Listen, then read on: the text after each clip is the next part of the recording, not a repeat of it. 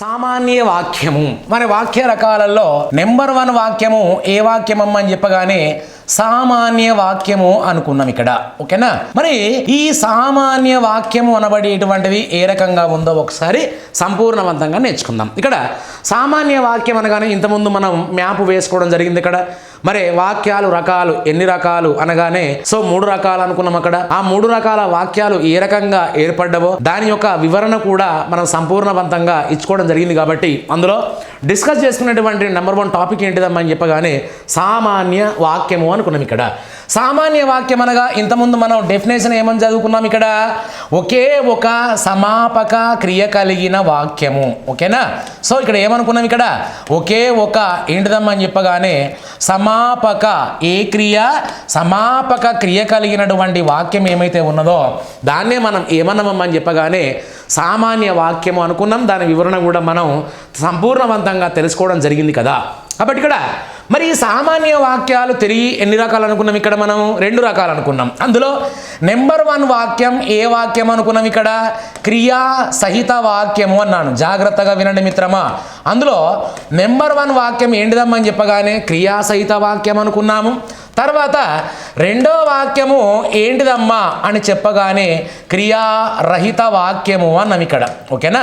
ఒకటేమో క్రియాసహిత వాక్యము, రెండవది ఏంటిదమ్మని చెప్పగానే క్రియారహిత వాక్యము అనుకున్నాం. చూడండి, ఇక్కడ చాలా చాలా ముఖ్యమైనటువంటి క్వశ్చన్. ఇక్కడ ఏంటిదమ్మని చెప్పగానే క్రియాసహిత వాక్యం అనగా డెఫినేషన్ ఏమి, మరి క్రియారహితం అనగా డెఫినేషన్ ఏమి అనగానే క్రియ ఉన్న వాక్యము క్రియాసహిత వాక్యము. ఓకేనా?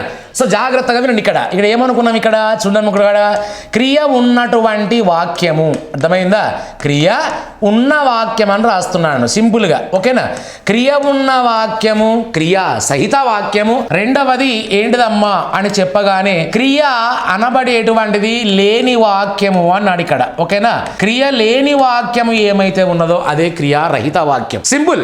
అక్కడ ఏదో ఉందనేటువంటి భయాందోళన అనబడేటువంటిది చెందకూడదు ఎప్పుడు కానీ. కాబట్టి మనం సబ్జెక్ట్ మీద ఎప్పుడైతే సంపూర్ణవంతంగా ఏకాగ్రత పెడతామో 100%గా అది మన మైండ్లో కూర్చోవడం జరుగుతూ ఉంటుంది. ఇక్కడ సామాన్య వాక్యాలు 2 రకాలు అనుకున్నాం. ఇక్కడ ఒకటి క్రియా సహిత, రెండవది ఏమనుకున్నాం క్రియారహిత. మరి క్రియాసహిత వాక్యం అనగా అర్థం ఏమిటి, అదేవిధంగా క్రియారహిత వాక్యం అనగా అర్థం ఏంటిదమ్మని చెప్పగానే క్రియ ఉన్న వాక్యము క్రియాసహిత వాక్యము, క్రియ లేని వాక్యము క్రియారహిత వాక్యము అనుకున్నాం ఇక్కడ. కాబట్టి మరొక ఉదాహరణ కావాలి కదా మీకు. ఇక్కడ సార్ మరి క్రియ ఎలా ఉంటుంది, క్రియ ఎలా లేదనేటువంటి కొన్ని కావాలి కదా. సరే, ఉదాహరణ చెప్పుకునేబడేటువంటి కంటే ముందు ఏంటిదమ్మా అని చెప్పగానే క్రియాసహిత వాక్యం అనుకున్నాం. కాబట్టి ఇక్కడ క్రియ ఉన్న వాక్యం అనుకున్నాం కదా. క్రియ ఉన్నది కాబట్టి దీనికి మరో పేరే ఏం పేరమ్మా అని చెప్పగానే క్రియాఖ్యానం. ఓకేనా?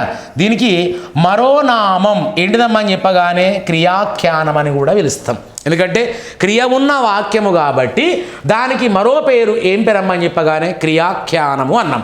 సరే ఓకే, క్రియ ఉన్న వాక్యం అన్నారు కదా. ఒక ఉదాహరణ మాకు తెలపండి అని మీరు అడిగినటువంటి సందర్భంలో ఏంటిదమ్మా అని చెప్పగానే జాగ్రత్తగా వినండి. ఇక్కడ ఏంటిదమ్మా అని చెప్పగానే శివ రచించాడు అన్నాను ఇక్కడ నేను. అర్థమైందమ్మా? శివ రచించాడు అనబడేటువంటి పదాన్ని నేను మీకు తెలపడం జరిగింది. ఇక్కడ అనగానే శివ రచించాడు అనబడేటువంటి పదములో శివ అనబడేటువంటి వ్యక్తి ఎవరమ్మా? కర్త. రచించాడు అనబడేటువంటి వ్యక్తి ఏంటిదమ్మా? ఇక్కడ క్రియ. నేను ఇంతకుముందే మీకు చెప్పిన ఏంటిదమ్మా అని చెప్పగానే మన వాక్యం గురించి డెఫినేషన్ తెలుసుకున్న సందర్భంలో అసలు కర్త అంటే ఏమిటి, కర్మ అంటే ఏమిటి, క్రియ అంటే ఏమిటి అనేటువంటి దాని మీద సంపూర్ణవంతమైనటువంటి అవగాహన మీకు కల్పించడం జరిగింది. కాబట్టి ఇక్కడ ఉదాహరణలో శివ రచించాడు అనబడేటువంటి పదం వాక్యం ఏమైతే ఉన్నదో ఆ వాక్యంలో శివ అనబడేటువంటి వ్యక్తి ఎవరమ్మా? కర్త. అంటే పని చేశాడు కదా, పని చేసినటువంటి వ్యక్తి కాబట్టి కర్త. ఆయన ఏం చేశాడు? రచించాడు.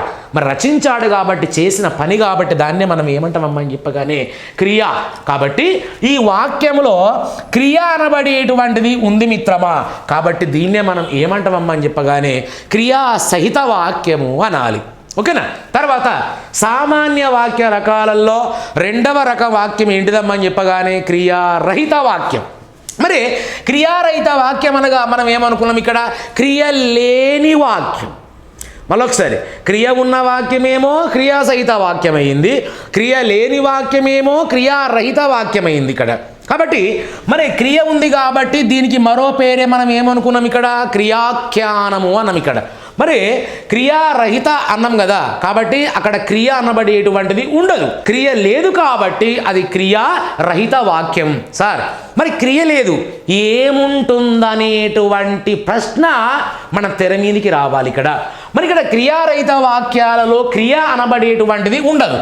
ఏముంటుందమ్మా అని చెప్పగానే రెండు నామబంధాలు ఉంటాయి తల్లి. ఓకేనా, ఇందులో ఏముంటాయమ్మా అని చెప్పగానే రెండు నామబంధాలు ఉంటాయి.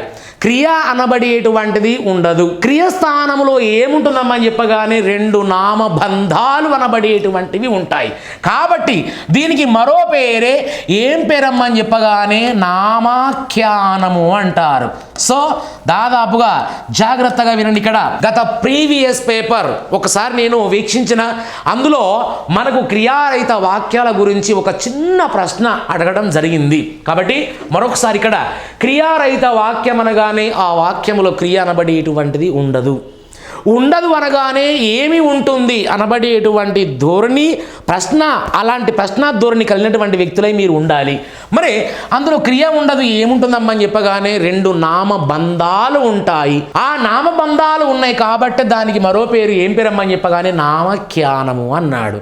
క్రియ ఉంది కాబట్టి దానికి మరో పేరే క్రియాఖ్యానమని. క్రియ లేక రెండు నామబంధాలు ఉన్నాయి కాబట్టి దానికి నామఖ్యానము అనేటువంటి పేరు కలిగింది. సార్ దీనికి కూడా ఒక ఉదాహరణ మాకు చూపించవచ్చు కదా అని మీరు అడిగినటువంటి సందర్భంలో ఏంటిదమ్మా అని చెప్పగానే జాగ్రత్తగా వినండి. ఇక్కడ ఏంటిదమ్మా అని చెప్పగానే రమ.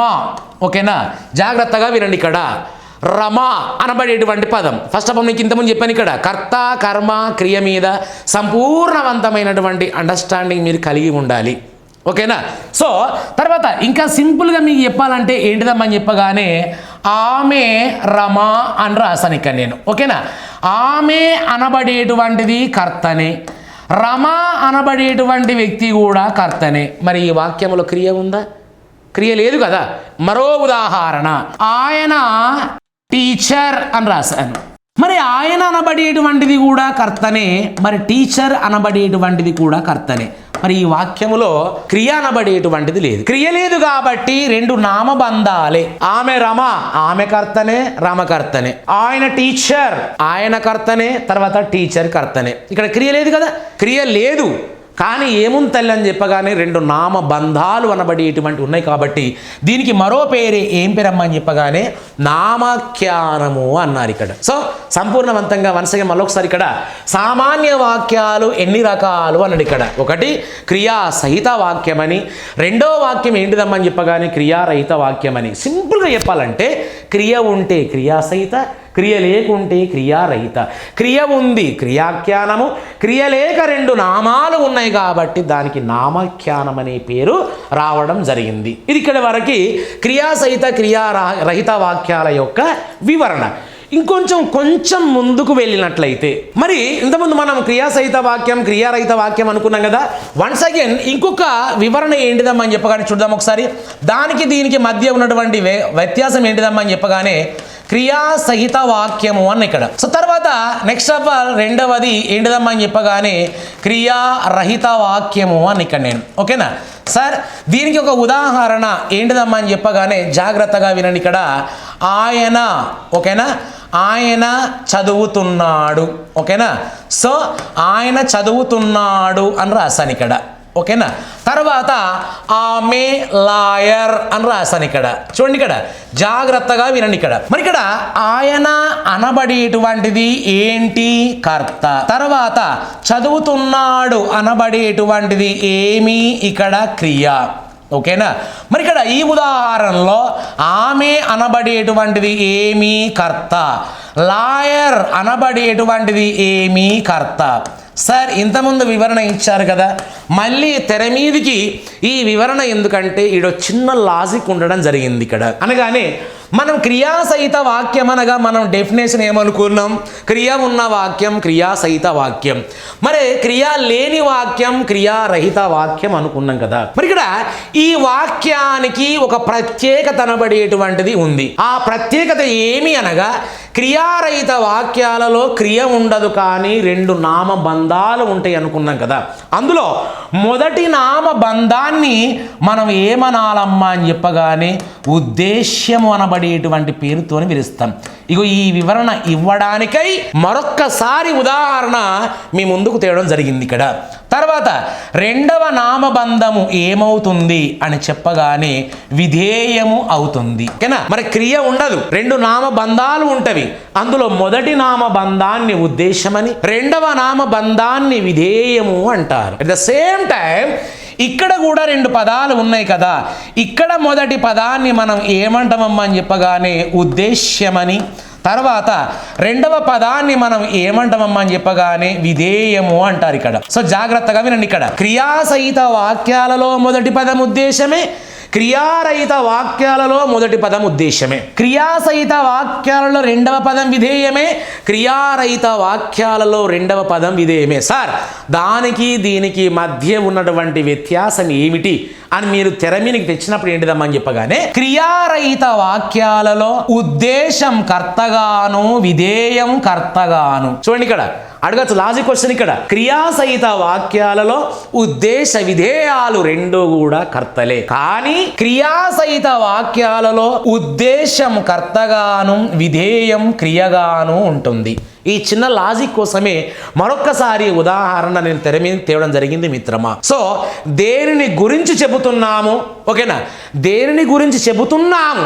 కొందరు విద్యార్థులు సార్ మొదటి పదం ఉద్దేశం రెండవ పదం విధేయం అన్నారు. ఓకే సార్, అసలు ఉద్దేశం అంటే ఏమిటి, విధేయం అంటే ఏమిటమ్మా అని చెప్పగానే దేని గురించి చెబుతున్నామో అది ఉద్దేశం. ఓకేనా, దేనిని గురించి చెబుతున్నామో అది ఉద్దేశం, దేనిని ఉద్దేశించి చెబుతున్నామో దాన్నే మనం ఏమంటామమ్మా అని చెప్పగానే విధేయము అంటారు. అర్థమైందా? ఇక నేను ఆమె గురించి మాట్లాడుతున్నా, ఉద్దేశం. తర్వాత ఆమె ఏంటి, లాయర్ అంటే ఆమె చేసేటువంటి వృత్తిని ఉద్దేశించి మాట్లాడిన కాబట్టి అది విధేయం అవుతుంది. ఈ చిన్న లాజిక్ మర్చిపోకండి ఇక్కడ. ఓకేనా?